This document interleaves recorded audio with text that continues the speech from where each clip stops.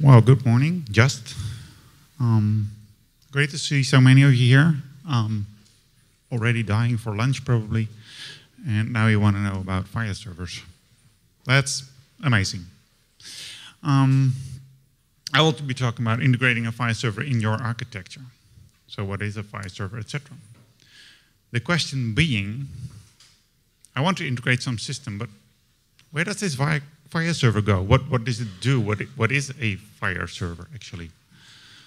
I started out with this talk because to me it was kind of obvious because I work with FHIR servers all the time, but it turned out not to be too obvious for all my customers. So I thought maybe more people want to know this.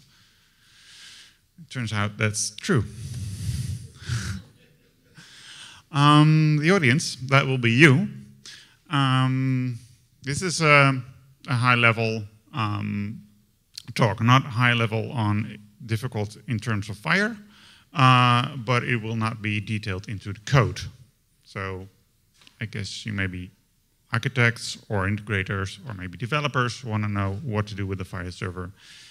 There's no code involved. You want to have code, you should come to my next session. This is me. I'm from FHIR. I've been developer, analyst, architect, or whatever you need me to be. And for a couple of years now, I am the lead developer of our own FHIR server. And you can reach me by email, by Zulip, or wherever. So what is a FHIR server? So that's what we're going to talk about. How can you use it? And what architectural patterns can you use? It's actually not too hard once you know it. We're going to combine the use cases and the architectures to set some examples on how you could use this in your own environment. And of course, you can ask questions, and who knows, we'll have answers. First, the FHIR server in the specification. The funny thing is, there's a lot in the specification that has its own page. Not so for FHIR server. It's all over the spec, but you really have to look hard to find a description of what it actually is. You can't read this because it's just about FHIR servers. This also, but then the interesting part comes on the architecture overview page. Well, if you're an architect, that's the first page you read, of course. It says a FHIR server is any software that implements the FHIR APIs and use FHIR resources to exchange the data. Well, that's pretty clear if you know what the FHIR APIs are, and if you know what FHIR resources are. By now, I think people who didn't know what FHIR resources were will have taken the introduction tutorial by Richard. And here's something about the API. So here's the FHIR server definition that we use here. It's any software that implements all or some of the parts of the FHIR RESTful API. And the list next to it is from the specification, so you can look that up. It lists all the methods that are in the API, like reading resources or version reading or providing history. Obviously providing a capability statement. Search, very difficult one. The interesting thing about that capability statement is that it's actually the only thing you really need to do to be a FHIR server. If you publish an empty capability statement, you have a FHIR server. It's not useful, but it's a FHIR server. But what else are FHIR servers for?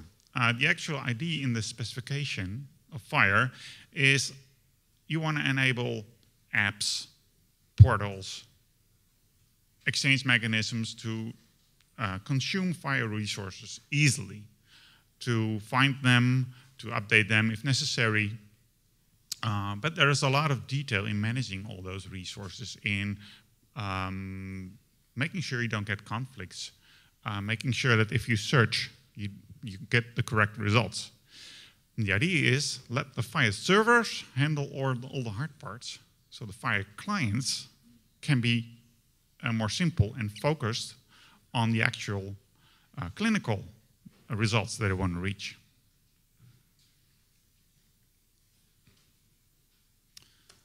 So the FHIR Server is for the heavy lifting. Here in a bit bigger font, the functions that are defined in the API for FHIR servers to do. First of all, capabilities, as I said, the very minimum you have to do.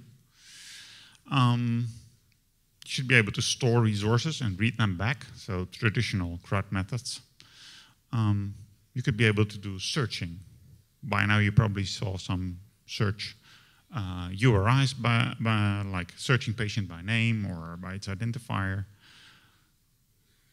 A server may support old versions of resources. So you don't overwrite them, but you keep the old versions. And then you can provide history on what has changed on this resource during the course of time. Also interesting in a research environment, if you want to point back to a point in time when the research results were published, for example. Validation is very interesting. So that you can, if you send resources to a server, it can validate it against structure, against a profile, against a structure definition. Let's say you're in the Argonaut project, your resources will have to validate against the US core profiles.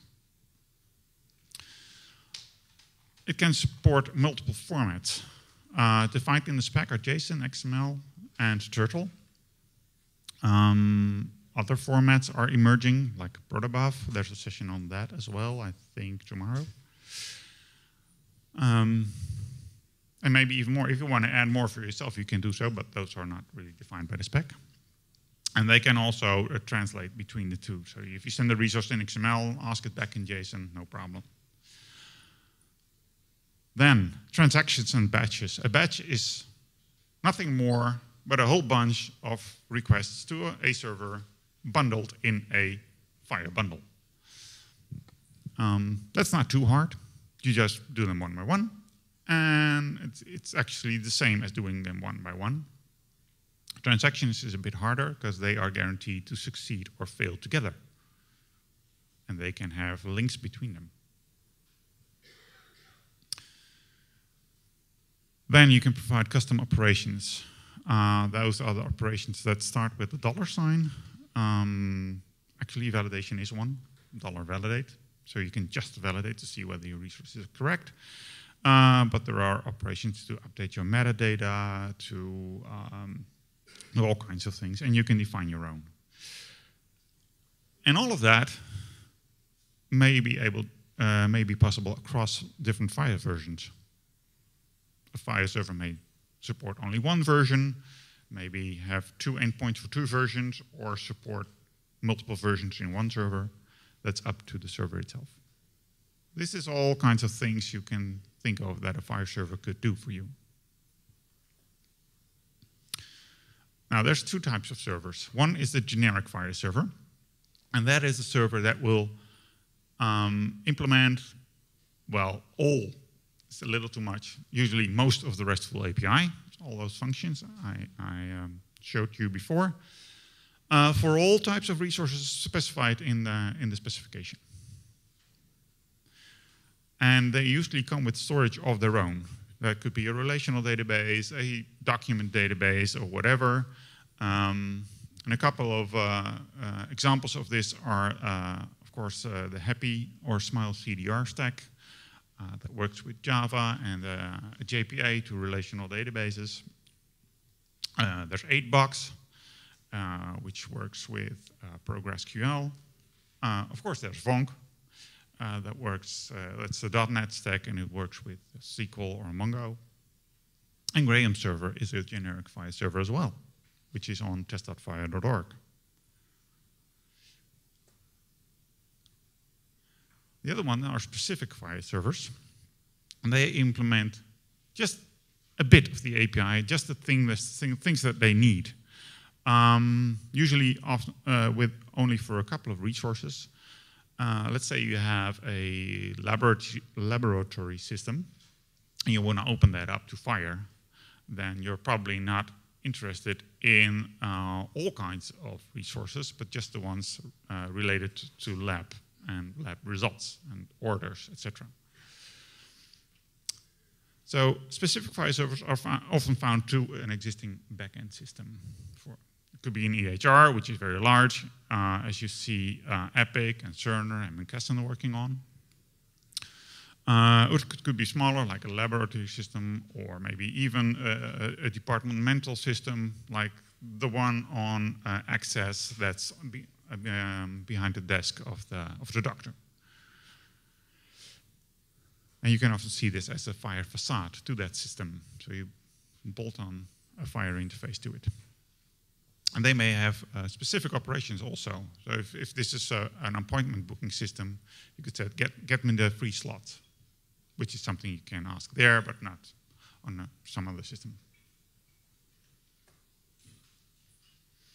We're going to go through a couple of examples. I'm going to present the examples first, and then do the architectures, and then we're going to combine them together. So the first one is external data reporting. For instance, you probably, in Holland, we report to the RIVM, which is something like CDC here. A lot of hospitals report similar data to a government institution. Or another case is that you want to support a portal that you want to set up, and it has to be fed from different sources. Or you want to support an app platform to build your apps on. A clinical data repository, collecting all the data from different sources for research, for example. Or just system integration. The lab system wants to know something from the appointment system, and the appointment system wants to know something from the HR, etc., etc.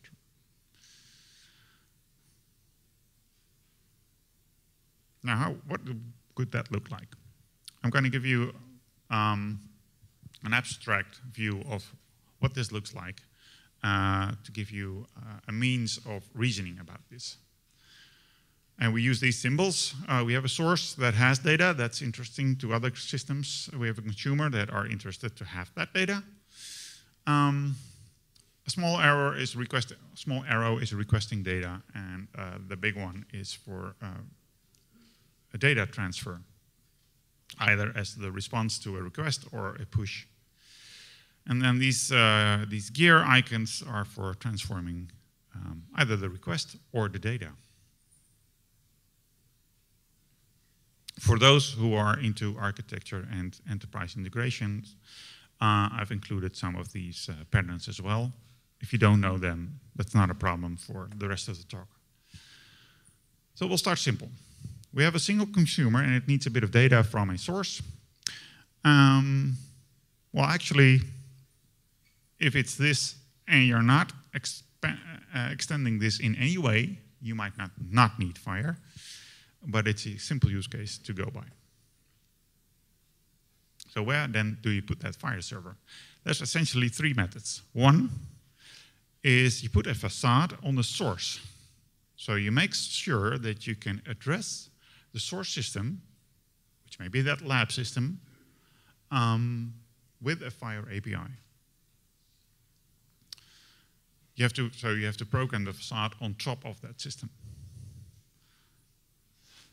The second way would be to put a generic FHIR server in the middle of it. So the source pushes its data to that generic FHIR server, and then from then on it can forget all about it, and then the consumer can use all its FHIR power to query that generic server. And then the third one is to put the facade on the consumer. So that becomes a FHIR server that you can push data to directly. Well, these are the three basic ways to do it, and we're going to vary upon this. But let's get into detail of these three. The first is the facade on the source. So you put the API directly on the source, which means that here in, you see my mouse? No. That here, this is native. So if there's a SQL database here, this will be SQL queries, and this will be a data set. If there's another web API here, this will be URIs, and this will be JSON, XML, or whatever you return. And then you build a facade on top of that, and it has to do two things. if you want to read data on this facade, and you want, because the source has the data, then the consumer should be able to search for that data. So it might search for observations by a certain code. That means, but you can't search for observation by a certain code in the FHIR way on this source. So you have to translate that query that comes in into something that your source will understand. You translate it to a SQL query or to another web API call. Then when the data comes back, the source probably doesn't give you FHIR resources. If it did, you didn't need the facade. So you have to map that data back to FHIR resources before you return it to the consumer. So there's two mappings involved.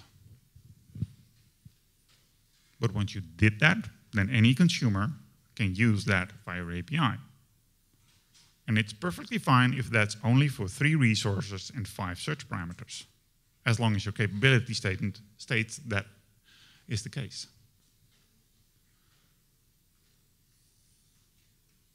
Generic FHIR server. This is actually pre-aggregation. But that means you have a copy of that data, and a copy of data means that it may be delayed. Or you may not allow copies of data for some security reason. But if you do it this way, you have to have a copy of the data. There's an advantage to this. You only map the data out on the source system. So whenever data becomes available here, or by cron job, periodically, whenever you like it, you push that data out to that FHIR server, and it will store it for you. And generic FHIR servers tend to have the capability to support all the search parameters on those resources. And you don't need to do anything for it, except installing the FHIR server. So now the consumer can just query the FHIR server and get resources back, and the resources were already transformed here, and they are stored as resources in this system, so they just get the data right back and transform it to their own liking.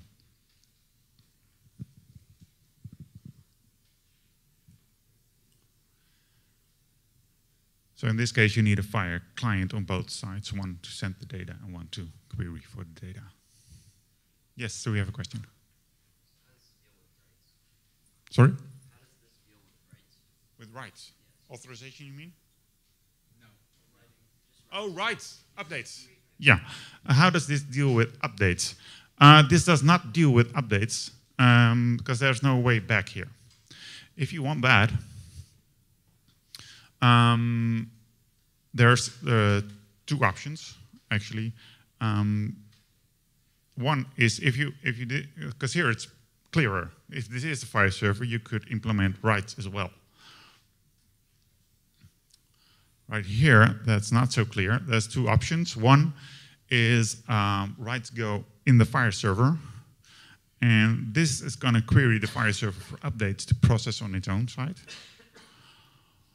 Or this will act as a router to send that data along here, but then you still need a facade here to process that. So this is not an ideal solution for rights. A facade would make that clearer.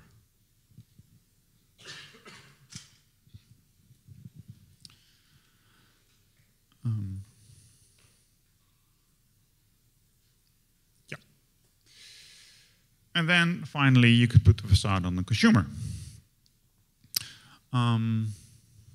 And effectively, that's also about writing data, because that means the source has data that the consumer wants to have, and the source writes it to the consumer.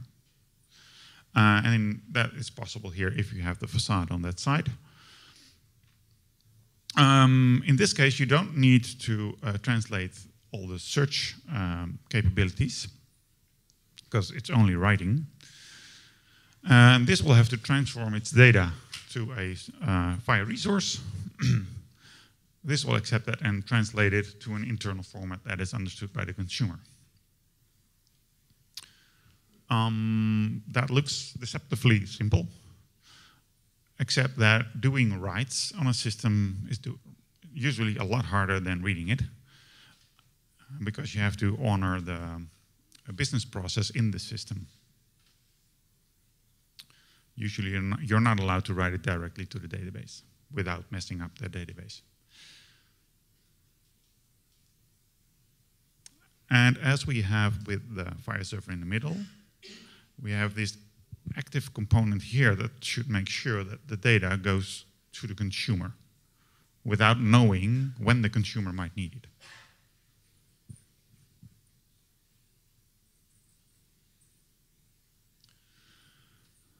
So that's the three basic patterns. Now we can have multiple sources. And now the consumer is the integration point, as it is now. We have a couple of sources. Consumer needs data, it queries all the sources, and it pulls that data. So the consumer is the active party here. And it may need to ask all the sources to get its data and combine all those responses. Now what if we would put facades on the source here? So that's the first option, but then with multiple sources. The advantage to the consumer is that it has only one mapper left because it doesn't have to deal with both source formats. Effectively, you could replace a source as long as it still emits fire. There's no change to the consumer. The consumer is still the integration point. It might get conflicting data from both, and it has to know how to deal with that because they don't know it from each other. So it's also the aggregator of the data. These aggregators together. That's the integration patterns that apply here. And the source systems, they become FHIR servers, and they have to do all that mapping, both of the search queries and of the data, as we saw in the simple case. An advantage of that is you keep the mapping of the data, you keep it to that source. So if you replace the source, you replace the mapping, and you create a new facade. We could also do this with a generic FHIR server. And it's essentially the same as with one source, except that two are now pushing it. And you probably need a bit of logic on that FHIR server to handle conflicting data. Well, the simple version is version your data and just stick up a new version. But it's usually not that simple in the hospital. And you still need very clear rules about what system is the owner of what type of resources. So the EHR may be responsible for the patient resources, and the lab system may be responsible for the lab results and not the other way around.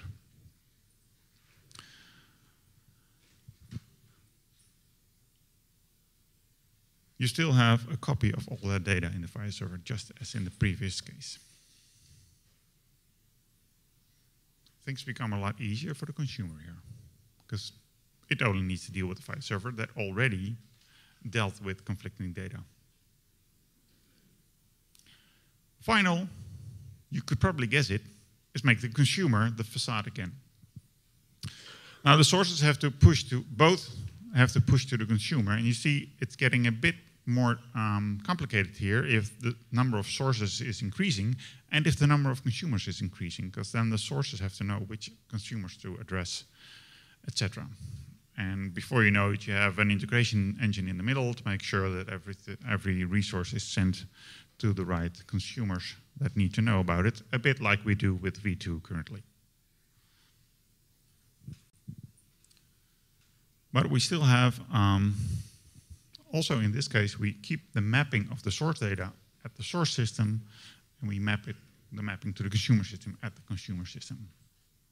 So that's the trick, to make it a bit manageable. Consumer is still the integrator here. So again, it has to deal with all that conflicting data.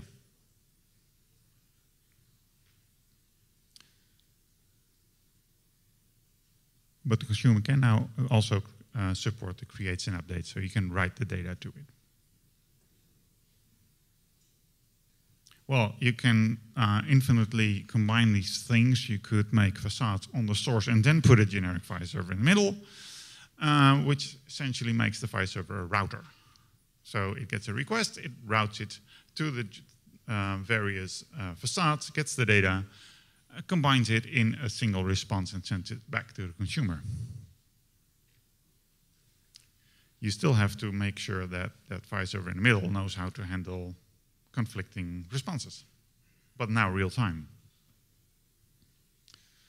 But the FHIR server needs no storage, so that's the advantage here. You don't have the copy of the data, it's always real time.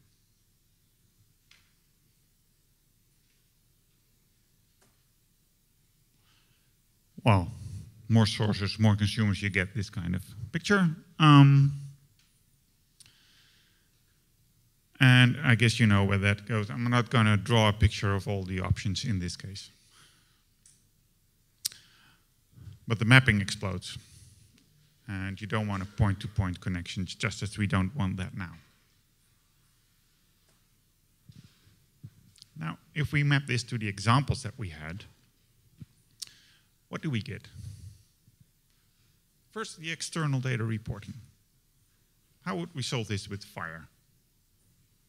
First of all, the source is obviously the hospital, consumer is the government. We could put a FHIR server at the hospital, it maps its data to that FHIR server, and the government just asks for it when it needs it.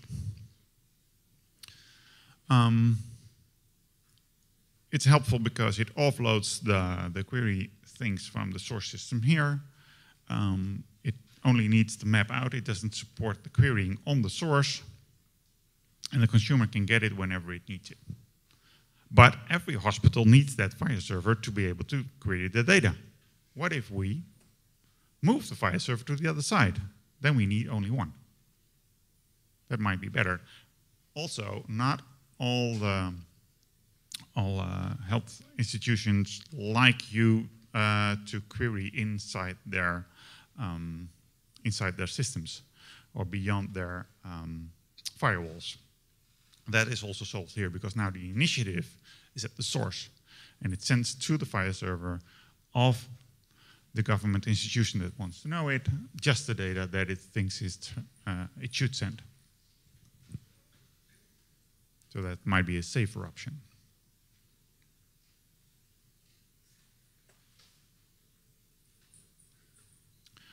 The case for portal support. One option is to put facades on all the sources.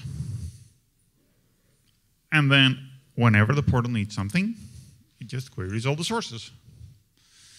And they have to do a lot of mapping. The advantage being that if another system comes by that wants to query these sources, it can use the same facades.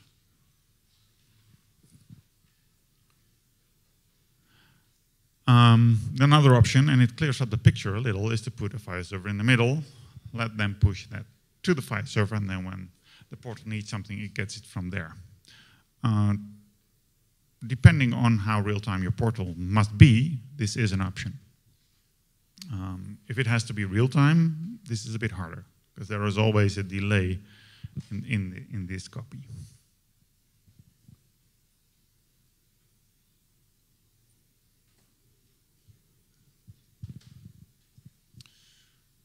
You want to support an app platform.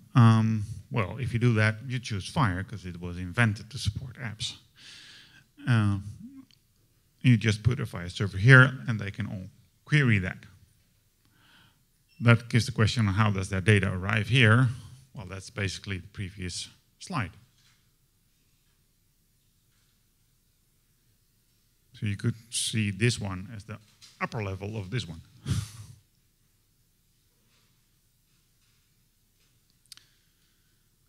The apps still have to map the data, by the way, to their UI or their internal model, or most apps are not natively FHIR. The clinical data repository. This one has an interesting extra option. The first one, maybe the obvious one, is to make this turn this into a FHIR server and then have them send their data in FHIR format. A FHIR server may have the option to retain history, which is very interesting for the clinical data repository, especially for research. And the source systems push the data. A delay is usually not a very much of a problem in a clinical data repository. It's not up to the minute, but every half hour will be sufficient. But the other option, and we actually did this for customers, is they already have a data repository in place for their BI systems or their medical intelligence systems. And they gather all that data right from the database with ETL mechanisms. That's usually a lot faster than creating FHIR resources, sending them over an HTTP connection. So let them do that, integrate that data, and then put a FHIR facade on it for other people to consume that data. And this works.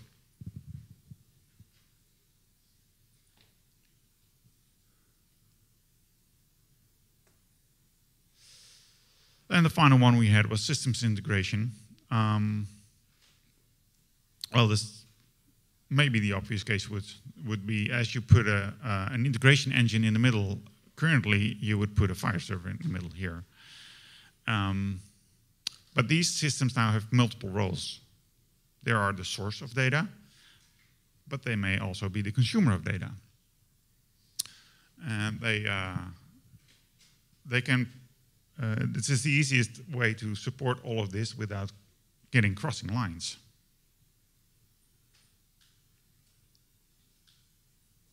Other option, give them all a facade and retain the point-to-point connections. If you have only 4 systems, this may work. If you're a proper hospital and have 400 systems, this will not work.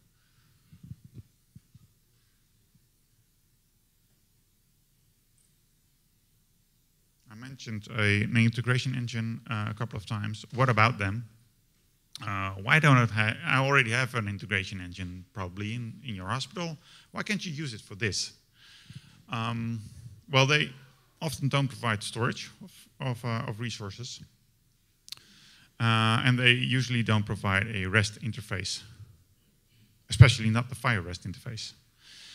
But they can come in handy because they can provide scheduling. And they're pretty good at mapping usually. So you could use them to do parts of that facade. Or if a system has to push data, it has to be an active component. It has to run scheduled. And then your common integration engine can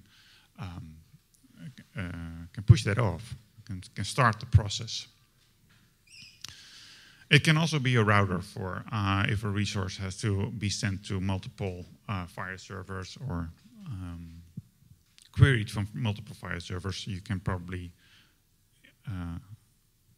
configure that in an integration engine because that's what they're good at. So that makes it also a better fit for a message broker solution. And whether that message is then in FHIR resource format or some other format is less important.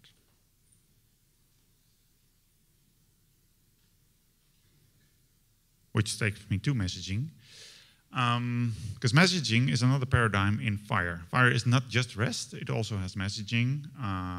It has defined service-oriented architecture, which is kind of a collection of all the things. But messaging.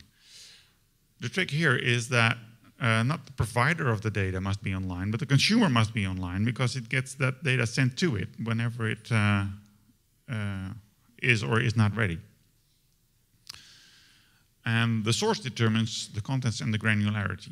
If you have a FHIR server as the source, then the consumer gets to determine what it asks for and what not. But if you send messages, then the consumer will have to deal with whatever is in the message, whether that it's too little, too much, or both. But it does allow for a better workflow, because REST is not very good at providing, it's just request response and that's it. And for messages, you can provide a complete workflow with all kinds of messages going back and forth, creating a complete sequence diagram. But you can still do the messaging with the FHIR resources. If you want to know more about that, there's another session on that tomorrow at 9 o'clock by Renee, who is not here anymore.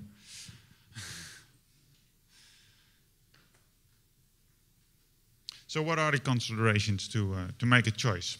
First of all, do you allow incoming requests? If you don't, Don't pull up FHIR Server because no one can reach it. Do you allow delayed copies?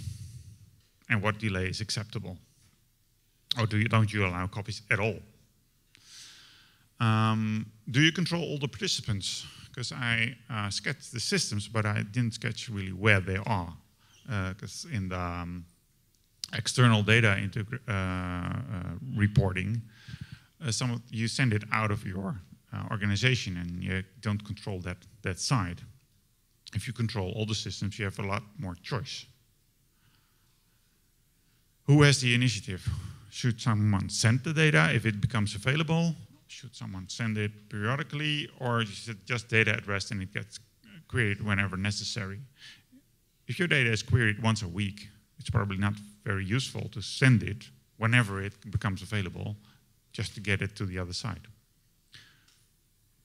And to avoid conflicts of data, who's the primary source of truth? As I said, if two systems have the same claim to be the owner of the data, then you have a problem.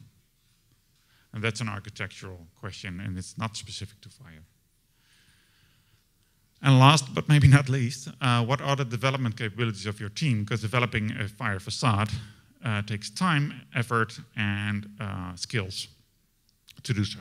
There are helpful tools to make that work in all kinds of environments, Java, .NET, JavaScript, but you still have to program things, map that data, so you really have to know what you're doing.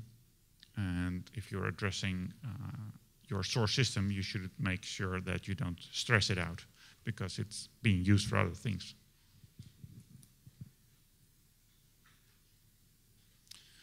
So the answer to the original question, where does this FHIR server go, is, as always in our profession, it depends. That leaves us with a couple of minutes for questions. In practice, do you typically see a generic FHIR server or one that's implemented on the consumer or the source side? It varies. We have seen generic FHIR servers. We also seen facades. Because if you don't have access to if the source system cannot do pushes, can only be queried, then you have to put a facade on it to make sure. No, on the source side. Yeah. What are the components of the facade? I mean, is that like half a FHIR server? Like, what's necessary to make a facade? What's necessary to make a facade? Well, actually, that is, they usually provide the FHIR REST API part and leave the data mapping up to you. So you have to plug in your data mapping. That's the way it works in Happy. It's the way it works in Vonk. But you don't have to check whether all the URIs are correct, whether the syntax of the search is correct. They can provide formatting of your data, so the serialization in different formats. They can tear apart transactions maybe. So that's what the facade does for you, and then you just implement the connection to your data.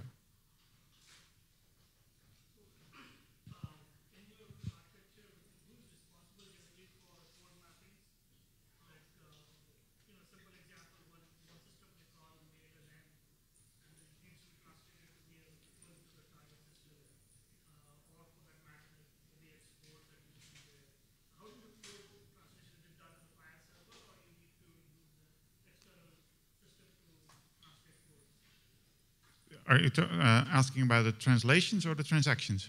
No, so in the typically when you report lab results, for example, yes. or for that matter, the diagnosis codes, those codes are specific to the system from which they are coming. Yeah.